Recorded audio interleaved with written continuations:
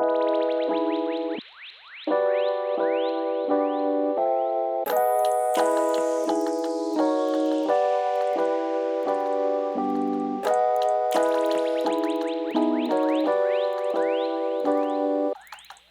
what's up guys, Juris here. Once again, welcome to my channel. As you can see here from the tank behind me, I'm here at the ScapersLounge in Hanau in Germany, and I have scaped this tank approximately 1 year ago. And just look at it, it has developed so nicely. And guys, you have been asking me for updates on some of my scapes that I have created in the past, and this video is for those of you who have requested an update on this aquarium. And without any further ado, let's have a closer look, check out the plants, the fish, how everything has developed, and then I'm going to JS scape review this aquarium. Basically, I'm gonna tell everyone watching this video, and also with this video, I'm gonna tell the people working here at the ScapersLounge how they could maybe take it to the next level. I mean, it's looking great, but there's always room for improvement. So let's get started.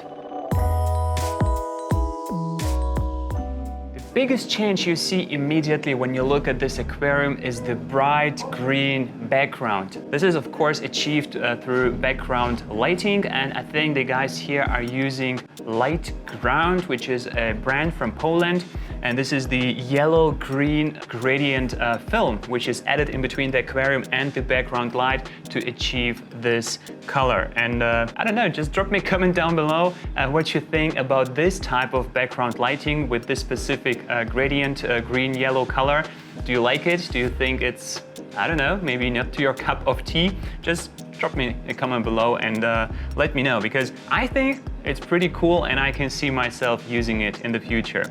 The main feature of this aquarium were the rocks, these China mountains, this is what they're called, covered by Pinnatifida, Hygrophila Pinnatifida, which is a stem plant, but it attaches very well to hardscape materials. And if you keep it short, you can achieve a lot of runners, and with those runners it will cover the rocks and look like small trees, like foliage from far away growing on those rocks. And yeah, it has developed nicely. You can see a lot of small runners, you know, the rocks are fully covered, but it is not as dense as I have seen it in the, for example, the dentist aquarium, or as you know, where the original inspiration for this aquarium came from, in Takeshi Amano, one of his aquariums in Japan.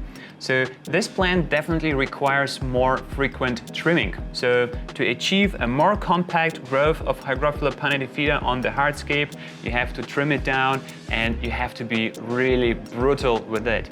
Fun fact, I have just recently trimmed down the dentist tank to like literally this short.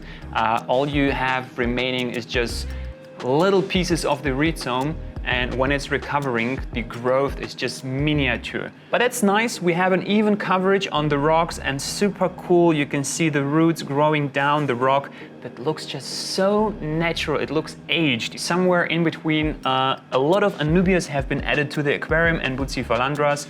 So we have a lot of Anubias on the ground of the aquarium. Some of them were originally planted by myself, some of them have been added by the ScapersLounge staff, and I think it looks just nice. A mixture of smaller Anubias and larger Anubia species. This one over here, I guess that definitely looks out of place. I would get that out, use something small there. It somehow just destroys the scale, but you know, my job was done by scaping this aquarium, and after that, taking care of it and improving it, it's up to the ScapersLounge guys. And yeah, fish-wise, we have some penguin tetras, we have the red neon in this aquarium, we have some Siamese algae eaters down here. And yeah, I think it's a beautiful fish choice. Maybe the penguin tetra is a little bit less vibrant here, especially with this green yellowish background. It just disappears, in my opinion. If you have just a white background, then the black and the silver body of the penguin tetra really stands out. In this case, it's not the ideal fish choice. let's come back to the plants. I've also used Micranthemum Monte Carlo, by the way, new scientific name, Micranthemum TWEEDIEI Monte Carlo, on the rocks in between those gaps. In most places it has disappeared. We still have some Monte Carlo here, and over there in the rocks it has adapted nicely. And over there on the top it's even growing out of the water, looking very, very natural. All in all, I think this tank has evolved and matured nicely. I hope the visitors of this gallery, they enjoy this aquarium a lot. And yeah, I would say I already did a little bit of a escape review here, talking about the large Anubias up here. But guys, yeah, let's talk about this side maybe a little bit more in detail. So that Bucephalandra is very large as well, so I would definitely trim that one back, or maybe even swap that out for a Anubias, because the dark color Bucephalandra is almost similar with the rocks, so that's not the ideal choice. You want to have some contrast here. So I would try to, you know, use contrasting plants like the small Anubias Petite or Anubias Bonsai or Anubias Mini Corn, definitely a small leaf shape Anubias. Same for the Hygrophila Pinnatifida. On that side needs more frequent trimming, so it grows more compact and closer to the rocks. But what is really interesting, if we go above the water and mainly up here, we can see Hygrophila Pinnatifida growing above the surface. It has transformed to the immersed state, and yeah, it's just so nice to see this plant growing out of the water. And you have like those green hills, specifically on that left side. The rock is sticking out of the water. You have some Micranthemum TWEEDIEI Monte Carlo growing out of the water. You have the Hygrophila Pinnatifida growing out of the water, branching out, looking like a green island sticking out of the aquarium. And there is even a terrestrial fern that has been added to the tip of the rock that grows there, yeah, quite nice and fine, and I think it matches the overall look. But on that side, the Hygrophila Pinnatifida has grown out of the water through the surface, and is now has converted to the immersed state. So yeah, while trimming I would probably chop that down, but I think the guys here, they like the look, so they are keeping it. And very interesting, I discovered a red algae. There is a red algae in here, and this red algae I know from social media like Instagram posts or Facebook. I have seen people having an entire aquarium full of this red algae. It looks quite cosmetic, so you can even use it if you want it.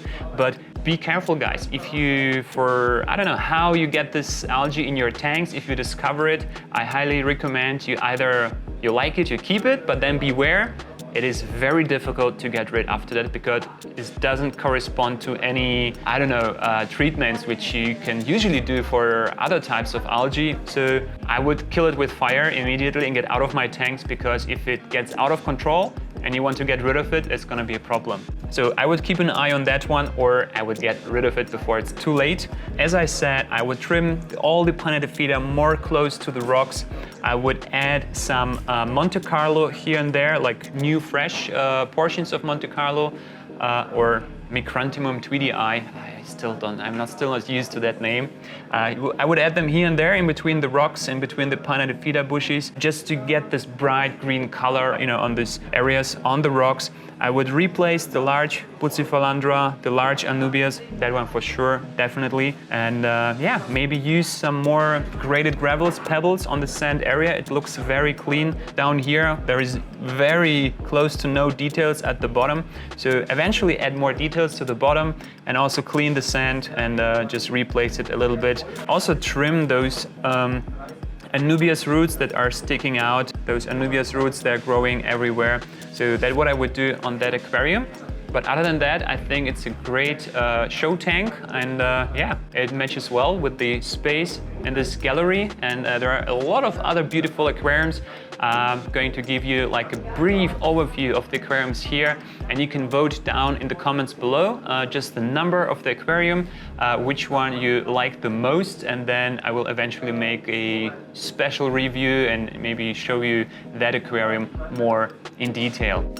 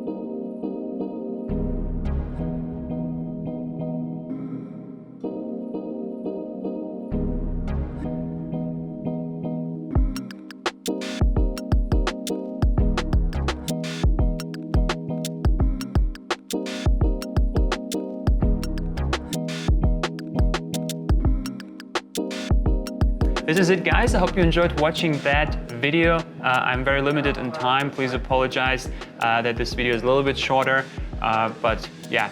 Nonetheless, if you enjoyed watching it, click the like button, and I'm gonna see you in the next one.